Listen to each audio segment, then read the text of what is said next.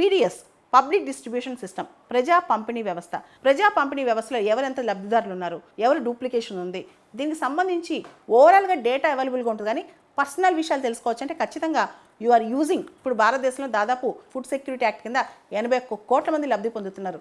దానిలో ఎక్కడ అన్యాయం జరుగుతుందని తెలుసుకునేటప్పుడు, ఎక్కడ కరప్షన్ జరుగుతుందని తెలుసుకోవడానికి ఖచ్చితంగా ఆర్టీఐ వాడుకోవచ్చు. ఈ ప్రొవిజన్స్ అన్ని ఇంతకుముందు ఉండేవి. కానీ ఇప్పుడు కొత్తగా DPDP act section 44 clause 3, DPDP act section 44 clause 3లో ఒక ప్రొవిజన్ రాబోతుందన్నమాట.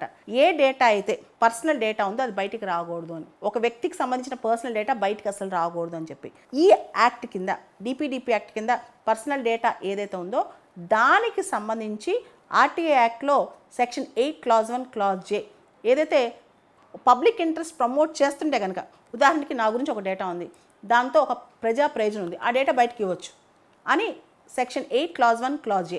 ఏదైతే నా personal data public interest promote చేయదో అది ఇవ్వకూడదు, కానీ నా personal data public interest promote చేసినప్పుడు అది ఇవ్వాలి, అది ఉంది. కానీ ఇప్పుడు right to privacy fundamental right, digital personal data protection act కింద ఏ పర్సనల్ డేటా బయటకి ఇవ్వకూడదు. ఈ రెండింటిని మధ్య సింక్రనైజ్ చేస్తూ ఆర్టీఐ యాక్ట్లో అమెండ్మెంట్ రాబోతుంది. అంటే ఎటువంటి వ్యక్తిగత సమాచారం బయటికి రాకూడదు. దానిలో అది వ్యక్తి ప్రైవసీ హరించకపోయినా, దానిలో ఆ వ్యక్తికి సంబంధించిన డేటా పబ్లిక్ అవసరమైనా ఇవ్వకూడదు. ఎందుకంటే ప్రైవసీ చాలా ఇంపార్టెంట్ అని.